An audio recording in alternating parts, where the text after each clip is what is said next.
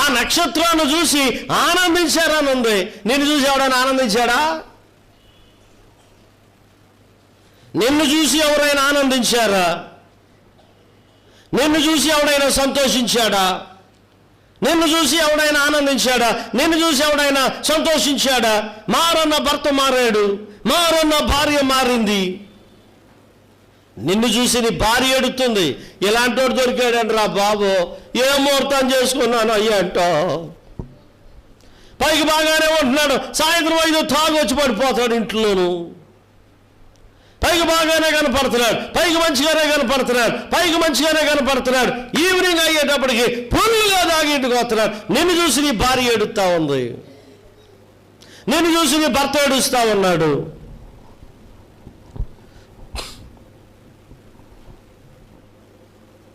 నీకెప్పుడు మారద్దురా ఇదే? రేపు మాపో చచ్చిపోయి వయసు వచ్చేసింది, నీకెప్పుడు మారుతావు నువ్వు అని. నిన్ను చూసి ఈ ఊరోడెవడైనా, నిన్ను చూసి నీ ఈదోడెవడైనా, నిన్ను చూసి ఈ గ్రామస్తులు ఎవరైనా, నిన్ను చూసి నీ బంధువులు ఎవడైనా ఆనందించాడా అని. అదే క్రిస్మస్ అంటే. క్రిస్మస్ అంటే కొవ్వొత్తులు వెలిగించడం కాదు. క్రిస్మస్ అంటే పట్టు చీరలు కట్టుకొని ఏమంటే క్యాట్ వాక్ కాదు. క్రిస్మస్ అంటే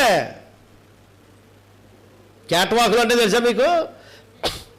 ఎత్తిమడాలు జోడేసుకుని టింగు టింగు టింగు టింగు నడిచేస్తుంటారు వీళ్ళు. క్రిస్మస్ అంటే క్యాట్ వాకులు కాదమ్మా. క్రిస్మస్ అంటే ఏదే అందమైన డ్రెస్సులు వేసుకురావడం కాదు. నిన్ను చూసి మీదిలో సంతోషం. అబ్బా ఈ అమ్మాయి బుద్ధులు తిట్టేదండి, యేసుప్రభువుని నమ్ముకుందండి, బుద్ధులు తిట్టడం మానేసిందండి, ఈ అమ్మాయిని చూస్తుంటే చాలా ఆనందంగా ఉందండి, ఒకప్పుడు ఈ అమ్మాయి ఫలానా అండి, ఈ అబ్బాయి ఫలానా అండి, ఈ అబ్బాయి ఇలాగండి, ఈ అబ్బాయి ఇలాగండి, యేసుప్రభువుని నమ్ముకున్నాక మారిపోయాడండి. అది క్రిస్మస్ అంటే. ఎన్ని సంవత్సరాలు బట్టి వస్తున్నావు, బుద్ధి మారలేదు నీకేం కాను. ఇంకా ఆడపిల్లలు చూసి డైలాగ్ వేస్తుంటావు. నీ బుద్ధి మారలేదు ఇంకాను, నీ స్వభావం మారలేదు ఇంకా, నీ లక్షణం మారలేదు ఇంకా, నీ ప్రవర్తన మారలేదు ఇంకా, నీ నడవడిక మారలేదు ఇంకా. ఆ ఆదివారం వచ్చి హ్యాపీ క్రిస్మస్ ఇంకెప్పుడు మారుతావు నువ్వు? ఇంకెప్పుడు మారేది? ఇంకెప్పుడు నిన్ను చూసి ప్రజలు సంతోషించేది? ఆదివారం మామూలే, ప్రార్థనలు మామూలే, బైబిల్ చదవడం మామూలే, మోకరించడాలు మామూలే, ఆన్లైన్ ప్రేయర్లు మామూలే, ఉపాస కోటాలు మామూలే, ఏమంటే వారాంతర కోటాలు మామూలే, నెల కోటాలు మామూలే. దాంతో జతకి చెప్పండి పాపం చేయడం కూడా మామూలు అయిపోయింది. మారినోడిదే పరలోకం ఆలోచించుకో.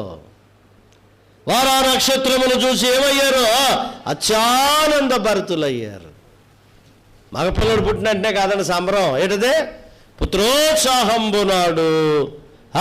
ఆ పుత్రుని చెప్పరా ఆ పుత్రుని కనుగొని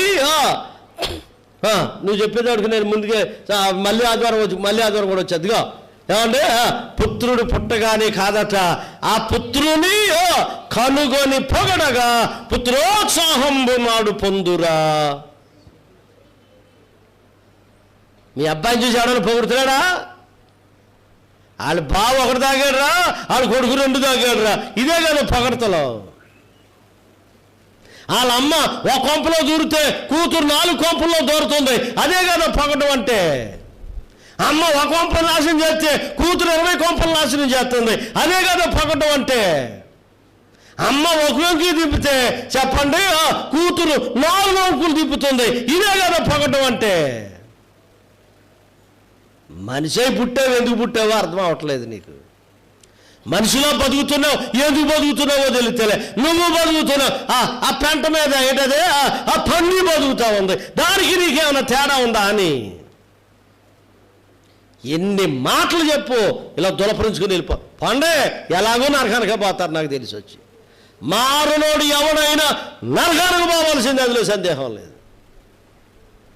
ఎందుకు పుట్టాడు దేవుడు? యేసుప్రభువు ఎందుకు పుట్టాడండి? నేను రాజుగా చేయడానికి పుట్టాడు, నేను ధనవంతుని చేయాలని పుట్టాడు, నేను కోటీశ్వరుని చేయాలని పుట్టాడు, నేను నెమ్మది ఇవ్వాలని పుట్టాడు, నేను మనశ్శాంతి ఇవ్వాలని పుట్టాడు. నిన్ను చూసి ఈ ఊరోళ్ళందరూ ఆశ్చర్యపోయేలాగా ఆనందించాలని, ఆనందం అవ్వడానికి యేసుప్రభువు పుట్టాడు. ఏమీ లేవంతే. కిస్మిస్ అంటే 4 పాటలు పాడడం, చెప్పండి, 4 డ్యాన్సులు వేసుకోవడం, తర్వాత ఏమంటే ఏదో 2 మొక్కలు చెప్పుకోవడం, పలహారాలు పంచిపెట్టుకోవడం, భోజనాలు తినేయుడు, తర్వాత ఎవరింటికి వాళ్ళు వెళ్ళిపోవడం, మళ్ళీ పొద్దు నుంచి మళ్ళీ మామూలు అయిపోవడం. అలాంటి క్రిస్మస్లు చేస్తే మానేయండి. అలాంటి క్రిస్మస్ వంగ చేసిన ప్రయోజనం లేదు. క్రిస్మస్ అంటే మార్పు. క్రిస్మస్ అంటే చెప్పండి, అపవిత్రుడు పరిశుద్ధుడు అవ్వడం, నీతి లేనోడు నీతిమంతుడు అవ్వడం, పడిపోయినోడు నిలబడడం క్రిస్మస్ అంటే. అది చేయనప్పుడు ఇంకెందుకంటే మన ప్రార్థనలు రావడం, మారినప్పుడు ఇంకెందుకంటే మన ప్రార్థనలు రావడం. మధ్యాహ్నం వేళ ఇదిగో ఇందులో ఉన్నది చెప్పాను, నా సొంత మాట ఏం చెప్పలే, కాళ్ళతో మీరు చదువుకోండి, నేను చదివింది ప్రతి మాట ఇందులోనే ఉంది. వచ్చి ఏం చేశారట, బంగాళం అంటున్నాను నేనేటిది, బంగారము, సాంబ్రాణి, బోళం ఏమిచ్చారు వాళ్ళు, కానుకి ఇచ్చారు.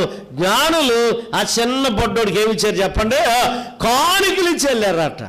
కానుకని చూడు, కొంతమందికి అంత కోటలు ఎన్నైనా పెట్టవచ్చు కానీ రే కానుక అడగకూడదురా. డబ్బులు లేకుండా పలావ్ ప్యాకెట్ ఇచ్చేస్తాడా, నువ్వు బ్రాందీ షాప్ కాయ ఇలా పడాయి అంటే కాయ ఇచ్చేస్తాడా, డబ్బు ఇలా పడాయి అంటే డబ్బులేవు కానీ కాయి అంటాడా, నేను మెంట్లోడు అంటాడు. ఎన్నుకోవడాలైనా పెట్టమని రా పాస్టర్ గారిని, కానీ డబ్బులు అడగకూడదు. ఓహో, జ్ఞానులై ఉండి, తెలివంతులై ఉండి, జ్ఞానవంతులై ఉండి ఆ శిశువు అయిన యేసయ్యకు ఏమిచ్చారు, బంగారం ఇచ్చారు, బోళం ఇచ్చారు, 3వది సాంబ్రాన్ని ఇచ్చారు, కానుకలు చెల్లారంట. అది సంవత్సరం అంతా కాపాడిన దేవునికి నువ్వేం కానుకిస్తున్నావు? నువ్వు ఇవ్వాల్సిన అద్భుతమైన కానుక ఏంటో తెలుసా? నీ హృదయమే దేవునికి కానుకగా ఇచ్చేయి. నీ అంతరంగమే, నీ మనసే, నీ స్వభావమే పాడైపోయి చెడిపోయి పతనమైపోయి దుష్ట హృదయమే యేసు ప్రభు కానుక ఇచ్చే. ఇదిగో దేవా, నా హృదయాన్ని చేతుల్లో పెడతా. అదే కానుక యేసు ప్రభు కావాల్సిన కానుక.